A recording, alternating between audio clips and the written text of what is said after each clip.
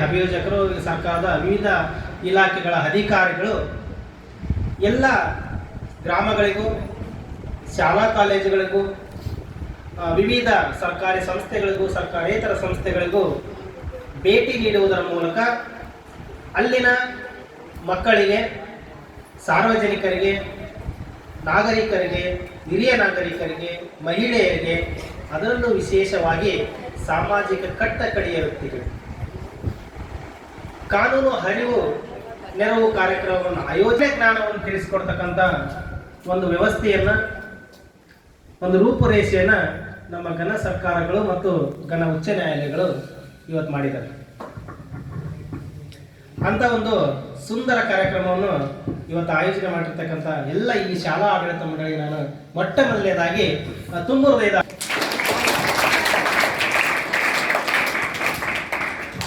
ಅದರಂತೆಯೇ ಅಪರಾಧಗಳಾಗಿರ್ಬೋದು, ಆಸ್ತಿ ವ್ಯಾಜ್ಯಗಳಾಗಿರ್ಬೋದು, ದಿನನಿತ್ಯಗಳು ಒಂದಲ್ಲ ಒಂದು ರೀತಿಯಲ್ಲಿ ಉದ್ಭವಿಸೇ ಇರ್ತವೆ. ಈಗ ನಾನು ನಮ್ಮ ಸರ್ ಹೇಳಿದ್ರು, ನಿಮ್ಮ ಶಾಲೆಯಲ್ಲಿ ಕಂಪ್ಯೂಟರ್ಗಳನ್ನು ಕಲ್ಪನೆ ಮಾಡಿದ್ರು. ಕಲ್ಮಶವಾಗಿರ್ತಕ್ಕಂಥ ಮನಸ್ಸು ನಮ್ಮ ಶಾಲಾ ಮಕ್ಕಳಿಗೆ ನಮ್ಮ ಸರ್ಕಾರ ಅಂದರೆ ಯಾವುದು? ನಾವೇ ನಮ್ಮ ಸರ್ಕಾರ. ಸರ್ಕಾರ ಅಂದರೆ ನಾವು. ಆ ನಮ್ಮ ವಸ್ತುಗಳಲ್ಲಿ ನಾವು ಕಳ್ತನ ಮಾಡ್ತೀವಿ ಅಂತಂದ್ರೆ ಇದು ಒಂಥರ ಸಾಮಾಜಿಕವಾಗಿ ದುರ್ಗಮ ಸಂಗತಿ. ನಮ್ಮ ಸೊತ್ತನ್ನು ನಾವೇ ಕಳ್ತನ ಮಾಡ್ಕೊಳ್ಬೇಕು.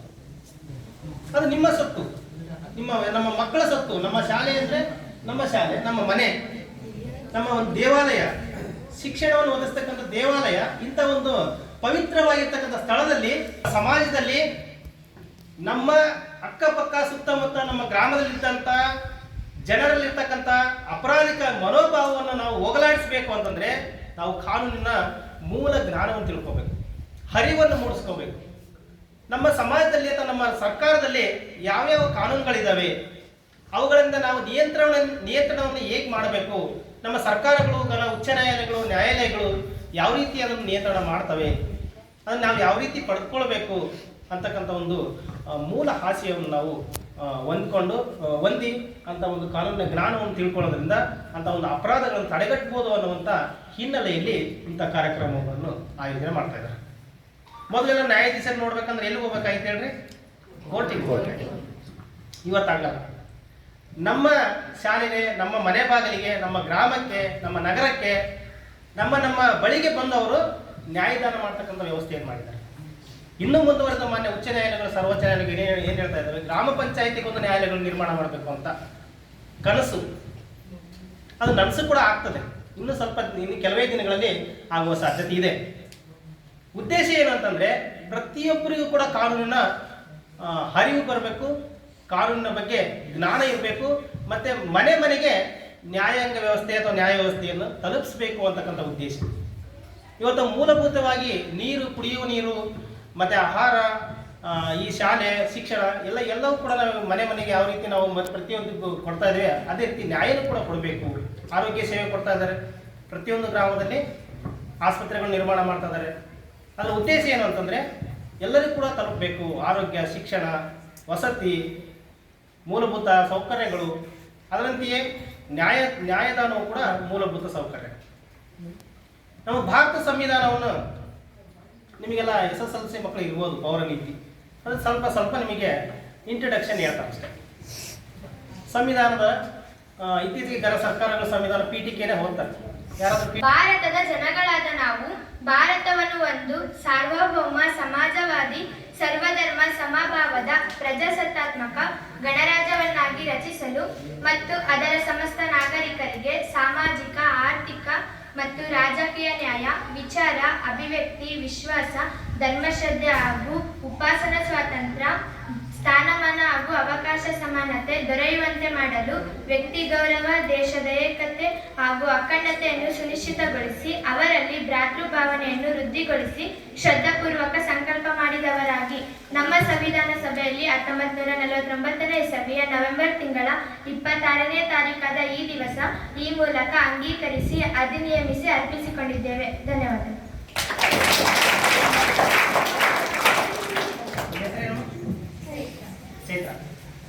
ನಮ್ಮ ಚೈತ್ರ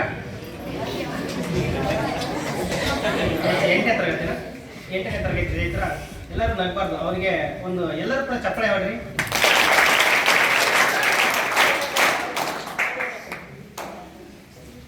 ಇಷ್ಟೊಂದು ಅರ್ಥಗರ್ಭಿತವಾಗಿ ನಮ್ಮ ಭಾರತೀಯ ಸಂವಿಧಾನದ ಪೂರ್ವ ಪೀಠಿಕೆಯನ್ನು ಸ್ಪಷ್ಟವಾಗಿ ಹೇಳ್ಕೊಡ್ಲಿಕ್ಕೆ ಕಾರಣ ಏನು ಅಂತಂದ್ರೆ, ನಮ್ಮ ಘನ ಸರ್ಕಾರಗಳು ಇವತ್ತೆಲ್ಲ ಶಾಲಾ ಕಾಲೇಜುಗಳಲ್ಲಿ ಕಡ್ಡಾಯವಾಗಿ ನಮ್ಮ ಭಾರತ ಸಂವಿಧಾನದ ಪೂರ್ವ ಪೀಠಿಕೆಯನ್ನು ಮಕ್ಕಳಿಂದ ಓದಿಸಬೇಕು ಅನ್ನುವಂಥ ಒಂದು ಸುತ್ತೋಲೆ ಹೊರಡಿಸಿದ್ದು ಇದಕ್ಕೆ ಮುಖ್ಯ ಕಾರಣ. ಮೊದಲನೇದಾಗಿ ಎಲ್ಲ ಶಾಲೆಗಳಲ್ಲಿ ನಾವೆಲ್ಲ ಶಾಲಾ ಶಿಕ್ಷಣ ಕಲಿಯುವಾಗ ನಮಗೆ ಸಂವಿಧಾನನೇ ಗೊತ್ತಿದ್ದಿಲ್ಲ. ಸಂವಿಧಾನ ಅಂದ್ರೆ ಏನೇನು ಗೊತ್ತಿರಲಿಲ್ಲ ನಮಗೆ. ಸಂವಿಧಾನ ಪೂರ್ವ ಪೀಠಿಕೆ ಗೊತ್ತಿಲ್ಲ, ಸಂವಿಧಾನ ಅಂದ್ರೆ ಏನು ಗೊತ್ತಿದ್ದಿಲ್ಲ, ಏನು ಗೊತ್ತಿರಲಿಲ್ಲ.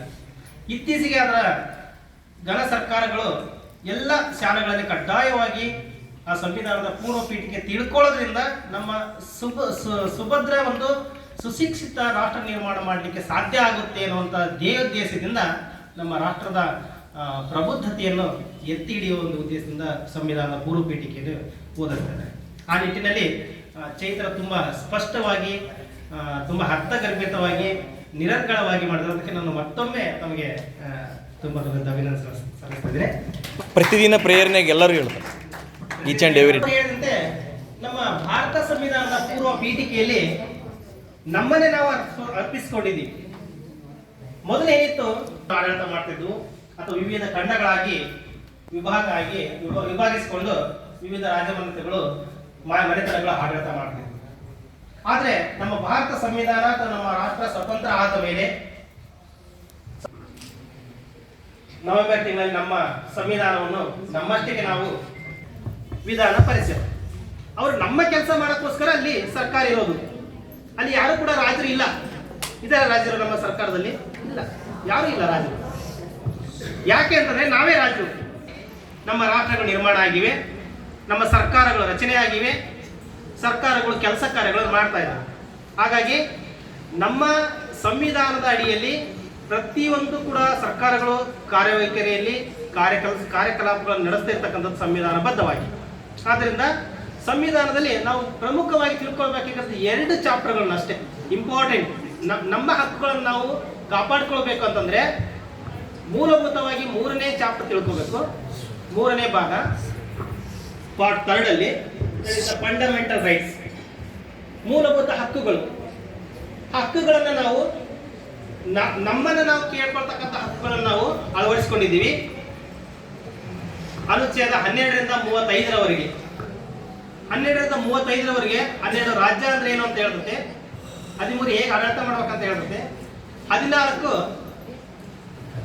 ಈಕ್ವಾಲಿಟಿ ಬಿಫೋರ್ ದಿ ಲಾ, ಕಾನೂನು ಮುಂದೆ ಎಲ್ಲರೂ ಕೂಡ ಸಮಾನರು, ಯಾರು ಕೂಡ ಭೇದ ಭಾವ ಇಲ್ಲ. ಯಾರು ಶ್ರೀಮಂತ ಬಡವ ಬಲ್ಲಿದ ದೀನ ದಲಿತ ಆ ಥರ ಏನು ಯಾವುದೇ ಕೂಡ ತಾರತಮ್ಯ ಮಾಡುವಂತಿಲ್ಲ. ಎಲ್ಲರೂ ಕೂಡ ನಮ್ಮ ಕಾನೂನಿನ ಮುಂದೆ ಎಲ್ಲರೂ ಕೂಡ ಸಮಾನರೇ. ಅವರು ಕೋಟ್ಯಾಧಿಪತಿ ಆಗಿರ್ಬೋದು, ಕಾನೂನು ಮುಂದೆ ಸಣ್ಣವರೇ, ಕಾನೂನೇ ದೊಡ್ಡದು. ಅವರು ತಪ್ಪು ಮಾಡಿದ್ರೆ ಅವ್ರನ್ನೂ ಕೂಡ ಜೈಲಿಗೆ ಹಾಕ್ತಾರೆ. ಮೊನ್ನೆ ಪ್ರಜ್ವಲ್ ರೇವಣ್ಣ ನ್ಯೂಸ್ ನೋಡಿರ್ಬೋದು. ಅವರು ದೊಡ್ಡವರು ಇರ್ಬೋದು, ಶ್ರೀಮಂತರು ಇರ್ಬೋದು, ಅಥವಾ ರಾಜಕೀಯದಲ್ಲಿ ಇರ್ಬೋದು, ಅವರು ಕೂಡ ತಪ್ಪು ಮಾಡಿದ್ರೆ ತಪ್ಪೇನೆ ಅವ್ರನ್ನೂ ಕೂಡ ಜೈಲಿಗೆ ಹಾಕಿದ್ರು. ಸಾಕಷ್ಟು ರಾಜಕಾರಣಿಗಳಾಗಿರ್ಬೋದು, ಯಾರೇ ಆಗಿದ್ರು, ಸಾಮಾನ್ಯ ಜನರಾದರೂ ಕೂಡ ತಪ್ಪು ಮಾಡಿದ್ರೆ ಜೈಲಿಗೆ ಹಾಕ್ತಾರೆ, ಅವ್ರಿಗೆ ಶಿಕ್ಷೆ ಕೊಡ್ತಾರೆ. ಇಂಥ ಒಂದು ವ್ಯವಸ್ಥೆ ನಮ್ಮ ದೇಶದಲ್ಲಿ ಇರೋದು. ಇನ್ನು 15 ವಿಶೇಷವಾಗಿ ಮಹಿಳೆಯರಿಗೆ ಮತ್ತು ಮಕ್ಕಳಿಗೆ